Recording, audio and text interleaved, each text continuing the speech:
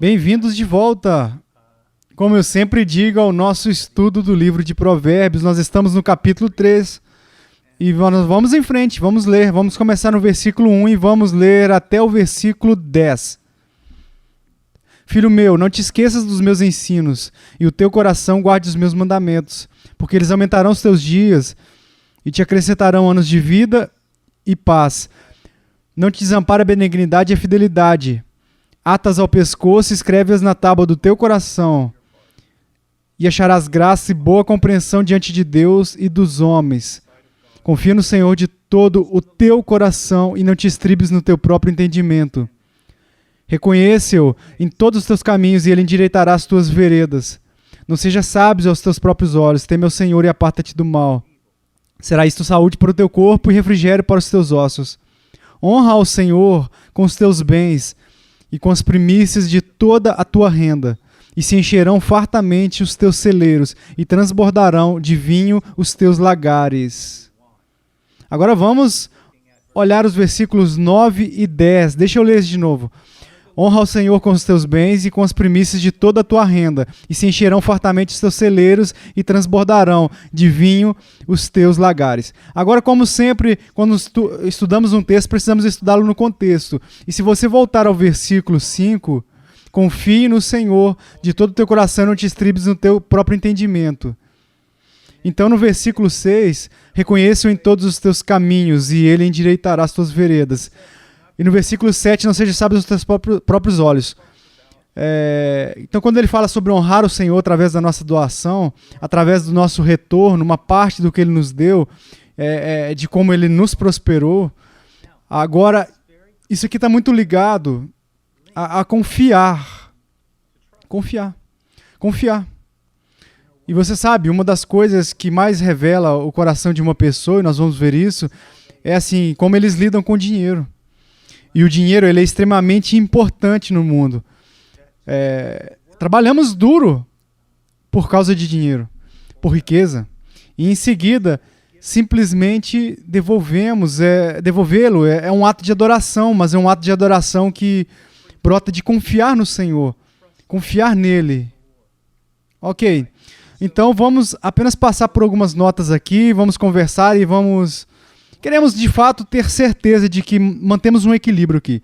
Porque, como você sabe, sim, você já assistiu esses pregadores da TV, depois eles falam sobre riqueza e tal. Alguns deles, simplesmente assim, eles blasfemam na conversa. Isso é horrível. E você pode ver automaticamente que eles começam a falar sobre essas coisas, que o Deus deles é o ventre deles. Então, eles se preocupam mais com a riqueza do que se preocupam com Deus. Eles estão manipulando pessoas. E nós não queremos fazer isso. De jeito nenhum. Porque realmente, de fato, é um crime hediondo diante do Senhor e será julgado um dia. E, ao mesmo tempo, nós não queremos negar que Deus pode prosperar o seu povo. E Deus abençoa uma pessoa generosamente. Então, vamos continuar. Versículo 9. Honra ao Senhor com os teus bens. Agora a palavra honra realmente vem do verbo hebraico que significa ser pesado, ser medido. Então, o que isso significa? Como eles traduzem isso? Honra, bem, quando algo é realmente importante, olha, um assunto em questão é muito importante, uma conversa, o que nós dizemos? É uma questão muito pesada ou é uma conversa muito importante, enfim. Então, quando algo tem pouco importante ou algo é muito, muito insignificante, o que nós dizemos sobre isso? É leve. Não é pesado, não é muito importante. Então, eu acho que você está entendendo a ideia aqui. Para honrar o Senhor, atribuir, ou eu escrevi algo aqui embaixo, eu quero colocar, assim, eu quero ser bem claro, peraí. Honrar o Senhor é atribuir a Deus grande valor, grande peso. Um valor de significância. E reconhecer a sua lei como legítima no lugar de autoridade nas nossas vidas, arrumar um lugar de autoridade nas nossas vidas, você entende? Quando honramos a Deus, o que nós estamos fazendo? Bem, estamos atribuindo grande peso, um significado grande para Deus. Não apenas entre os grandes, mas que ele tem a primícia de que ele é supremo, que ele é o tópico mais importante de qualquer assunto, ele é o mais importante, a pessoa mais importante no universo. Então, ele não é como nós, mas ele é melhor, é maior. Ele não é como nós. Ele está em uma categoria, assim, muito acima. Então, honrar a Deus é, antes de tudo, tratar ele com um significado maior. Anos e anos atrás foi escrito um livro, O Meu Melhor para o Maior. E porque ele é o maior. Também, quando nós honramos a Deus, nós estamos reconhecendo o seu direito, o direito dele de nos governar. E se você voltar ao capítulo 20 de Êxodo, logo antes da lei ser dada, ele diz que ele é Deus, o Deus do universo. Diz que ele tem um direito sobre nós como Criador. Então ele diz que ele também havia resgatado o Israel da escravidão no Egito. Então ele tinha o direito sobre o Egito, sobre Israel, não apenas como Criador de Israel, mas como Redentor de Israel. E nós podemos dizer a mesma coisa, exceto assim, com uma ênfase maior ainda, no que diz respeito ao nosso relacionamento com Deus. Nós devemos a Deus uma honra e uma estima maior, porque Ele nos fez, Ele nos sustenta, mas acima de tudo, porque Ele nos redimiu. E Ele não nos redimiu nos tirando lá do Egito apenas, mas nem derrotando os egípcios. Ele nos redimiu através do sangue precioso do Seu único Filho. E por isso, nós temos uma dívida com Ele. E é a nossa obrigação, o nosso dever, o nosso direito e o nosso privilégio homenagear Ele. Agora, uma das maneiras que Israel deveria honrar a Deus, uma das maneiras era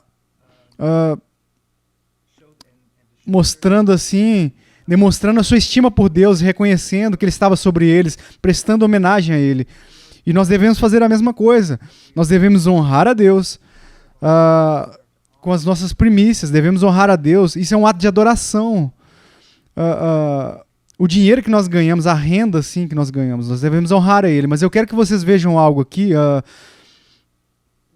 O que o escritor de Provérbios está realmente dizendo é, antes de tudo, que nós devemos ter uma visão correta de Deus, que Ele é digno.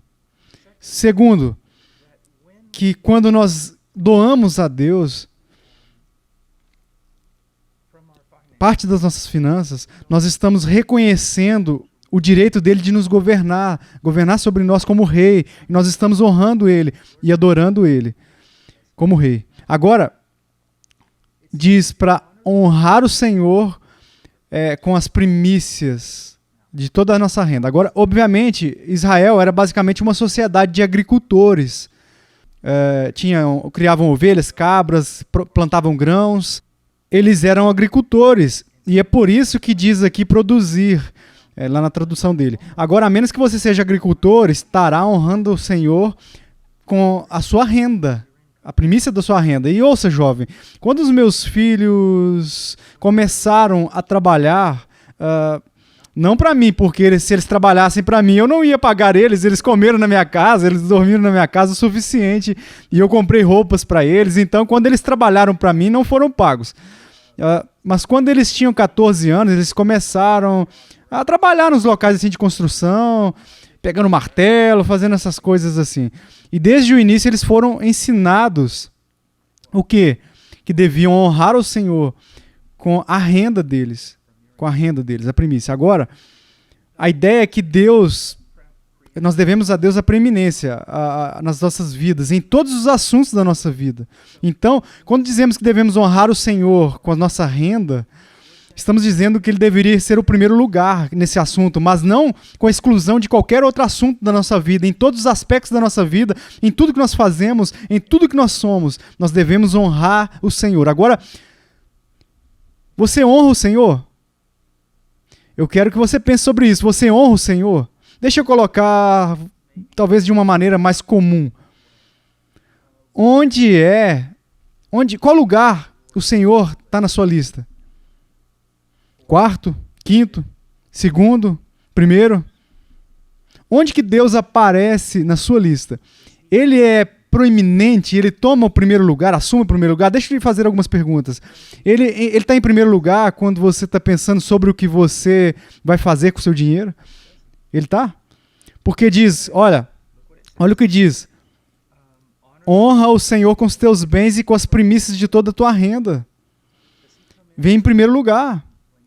Você recebe um salário, você recebe um subsídio, o que quer que entre na sua casa, você sai, trabalha, entregando isso, cortando a grama, transportando fenas, mexendo com gado, não sei o que você faz. Quando você ganha dinheiro, a primeira parte do que você separa é para o Senhor. Então, vamos mais longe do que isso. Ele está em primeiro lugar no que diz respeito ao seu tempo? Agora, vamos lá, não brinque comigo. Quando você acorda de manhã, onde que ele se encaixa? Ele deveria ser a primícia de tudo na sua vida. Aqui, então, diz que tudo que a gente produz, ele deve ter a primícia do nosso tempo. E olha, eu descobri que se você não agendar e colocar o Senhor em primeiro lugar, provavelmente você vai continuar se esbarrando no seu cronograma. Então, quando você preparar para ir para a cama à noite, você vai perceber que você não teve um tempo com o Senhor. Então, quando você está alocando o seu dinheiro, você separa a primeira parte do Senhor. Quando você aloca o seu tempo, você separa a sua primeira hora para o Senhor. E agora, em relação aos relacionamentos, ele é o primeiro? Agora, alguns de vocês têm 17, 18 anos, talvez vocês se encontram com as pessoas e de repente você sabe, uma pessoa muito especial, uma jovem, uma senhora na sua vida, e é tudo que você pode pensar. E honestamente não há nada de errado com isso. Isso é uma coisa boa, mas se é tudo que você pode pensar, se torna a primeira coisa que você pensa. E então você não está fazendo nenhum bem para si mesmo e você não está fazendo nenhum bem para o jovem ou a jovem.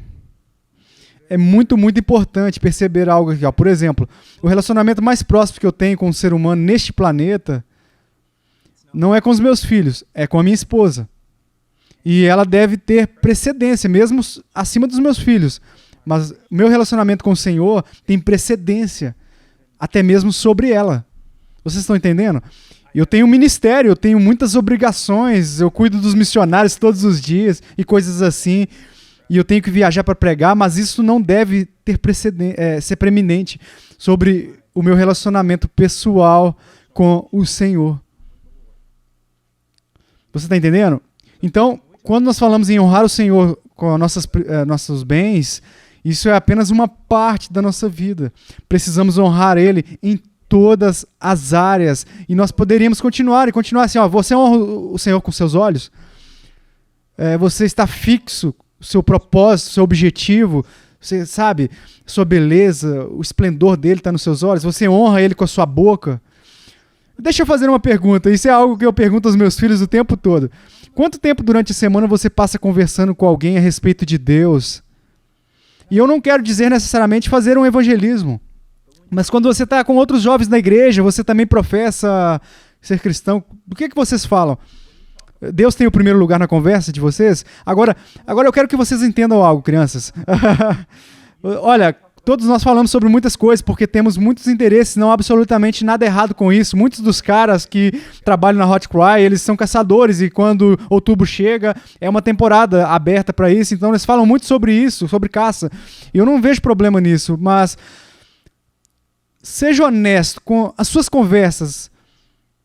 Onde é que Cristo se encaixa? Onde Deus se encaixa? Ele se encaixa em tudo? Eu quero dizer, se você tiver um cronômetro, seria 30 segundos por semana que você pensaria sobre ele? Lembre-se que não estamos apenas estudando provérbios para que possamos estudar provérbios, queremos que a nossa vida mude. Você entende? Agora, aqui estão algumas coisas que nós vamos tentar entrar aqui nesta lição, espero que possamos alcançar isso, mas por que colocar Deus em primeiro lugar no que diz respeito à nossa renda, nos nossos recursos econômicos? Tão importante isso. Quero dizer, ele poderia ter trazido muitas outras coisas aqui, mas ele diz honrar o Senhor com a sua renda, com as primícias da sua renda. Quero dizer, por que ele traz isso aqui? Aqui acima estão algumas razões. Antes de tudo, por causa do amor ao dinheiro. É um dos maiores concorrentes do nosso amor a Deus. Agora, o dinheiro é uma coisa neutra. E ele em si só não é pecaminoso. Ele possuir dinheiro, ou ter dinheiro, ou usar o dinheiro sabiamente, ou ganhar muito dinheiro. Mas a questão que de fato se resume a isso é onde está o nosso amor. Onde está o nosso amor? Se você diz, eu amo a Deus mais do que o dentista, provavelmente não quer dizer muita coisa. Quer dizer, muitas pessoas não querem ir ao dentista. Mas uma das coisas que tem prioridade no coração da maioria das pessoas no planeta é o dinheiro, porque dinheiro apenas muda tudo. Ele muda simplesmente tudo. E se você tem dinheiro, você pode ter fama. Se você tem dinheiro, você tem poder.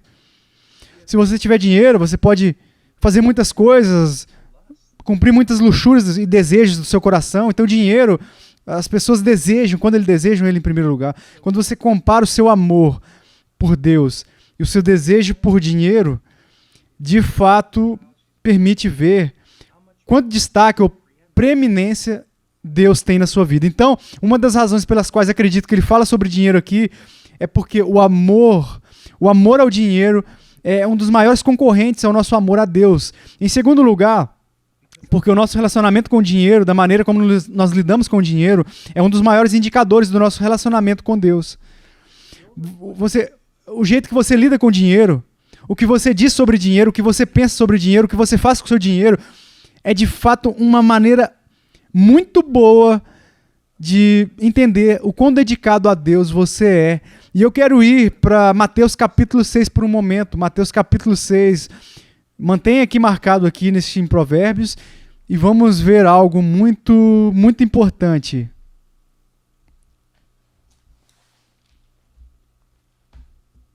Mateus 6, versículo 19.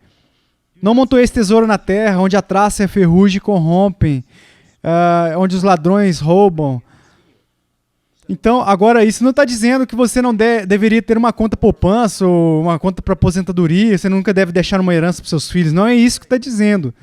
Mas é apenas para você saber algo sobre todos os tesouros nessa terra, mesmo que seja ouro, é temporal e pode ser perdido rapidamente. Rapidamente. Versículo 20. Mas ajuntai para vós outros tesouros no céu, onde traça nem ferrugem corrói, e onde ladrões não escavam nem roubam.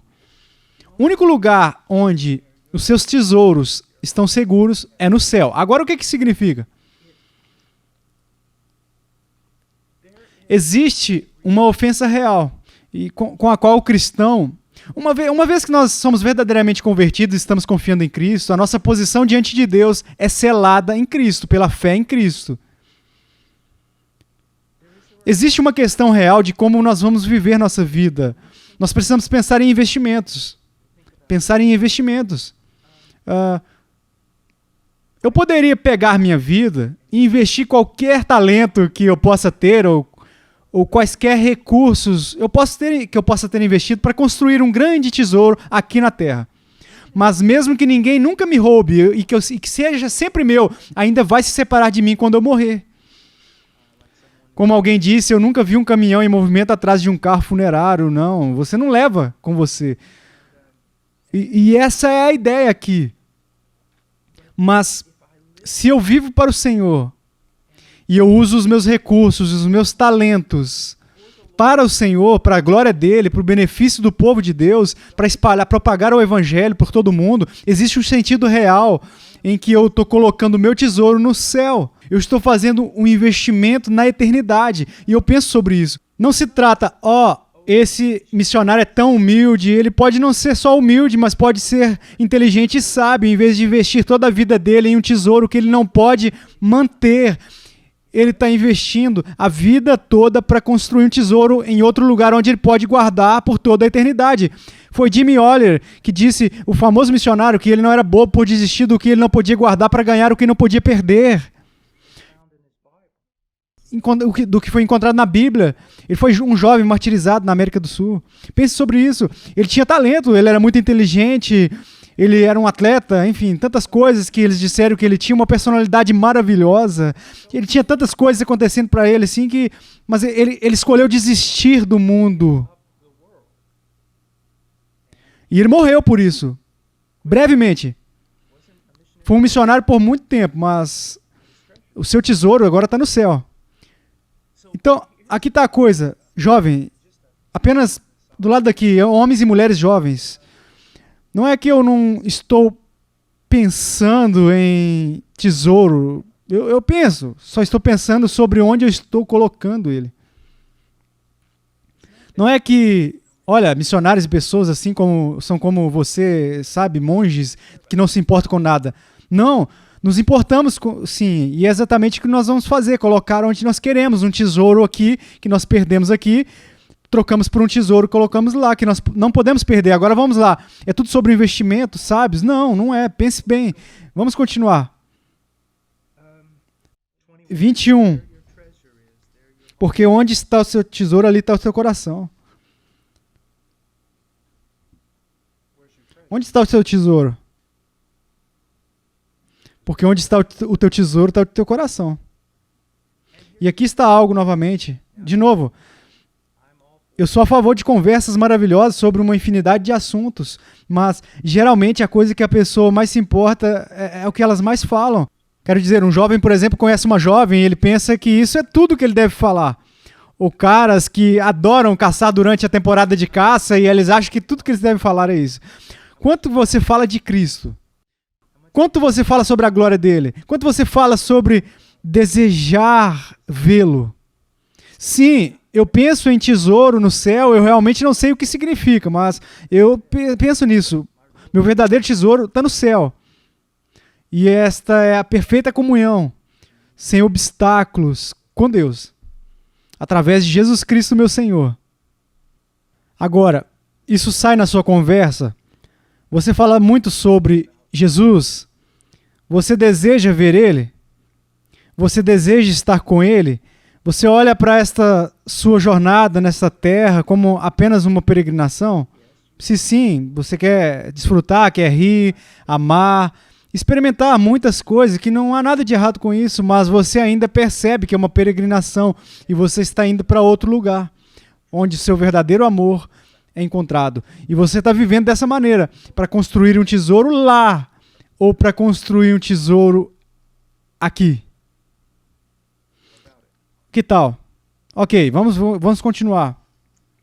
22. São os olhos a lâmpada do corpo. Se os teus olhos forem bons, todo o teu corpo será luminoso.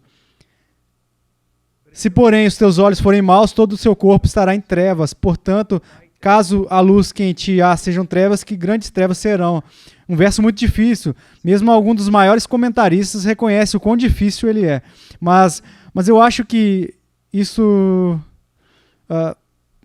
tudo que você está focado vai determinar o tipo de coisa que você se torna.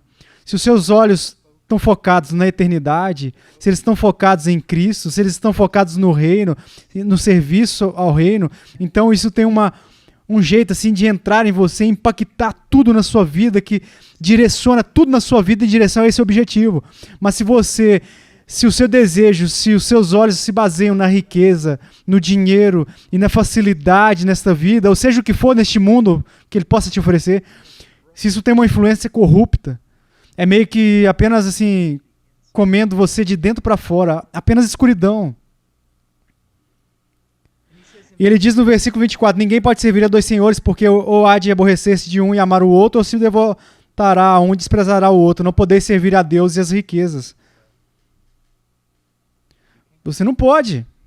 Agora, você diz isso, você diz algo como, bem, você sabe, meu pai é um consultor financeiro, então ele está em pecado, meu pai é, muito bem, ele é bem sucedido, empresário, ele está em pecado, ou a minha mãe, ela é uma médica brilhante, ou algo assim, e ela ganha muito dinheiro, e ela está em pecado? Talvez sim, talvez não. Veja, a coisa toda não é... Ele é um empresário, então...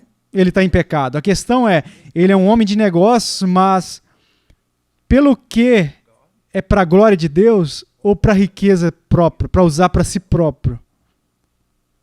Ele é um homem de negócio porque sabe que Deus o dotou nessa área e ele é próspero, mas ele usa isso para a glória de Deus, para ajudar o povo de Deus, para a expansão, o avanço do reino de Deus. Olha, quando eu era um missionário... Eu era um homem, assim, quando eu comecei, bem pobre. Então eu descobri que eu precisava de 2 substituições. Problema que eu tinha no quadril, assim, no meu corpo, que estava mal. E eu, de fato, eu não podia pagar. E um dia, eu recebi um telefonema. E eu estava de volta aos Estados Unidos, porque eu estava mal, e eu recebi um telefonema, e era um homem, ele me ligou e disse: eu ouvi falar de você em uma sala de aula na escola dominical lá no Texas, você está em Illinois, e ele acabou de me levando para o Texas, organizando todos os médicos, organizando os implantes, e ele me manteve lá na casa dele. Era uma bela casa, bonita, e eu senti como que eu estivesse morando em um palácio, ou algo assim. E ele era um homem muito rico e muito inteligente, um homem muito, muito educado, capaz.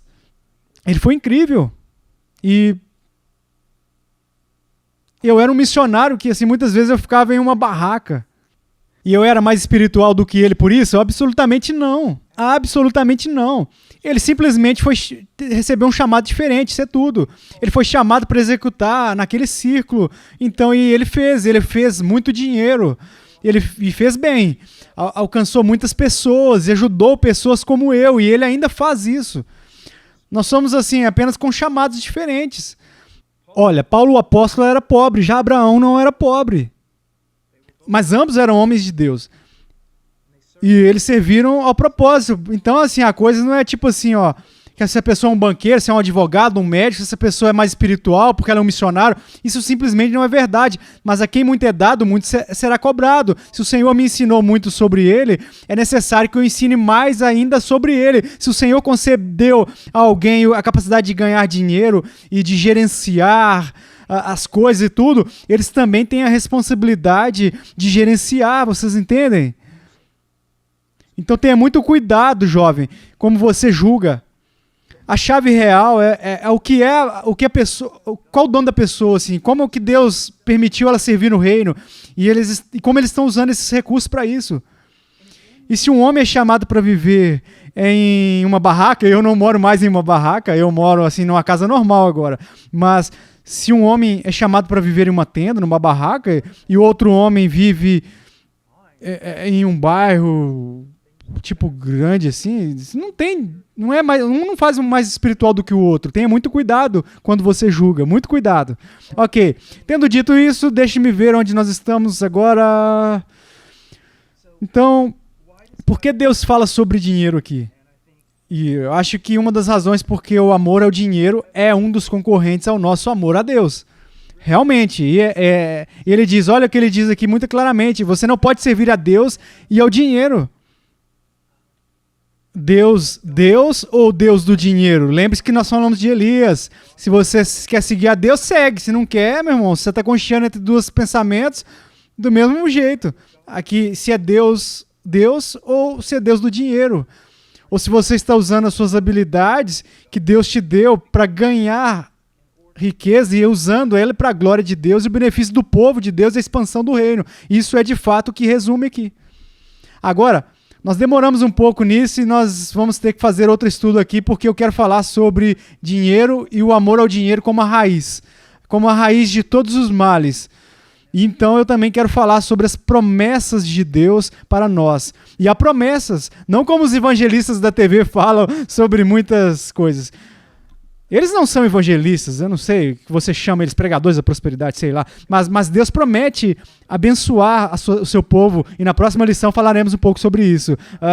Então Deus te abençoe muito. E de novo, jovens, se vocês simplesmente...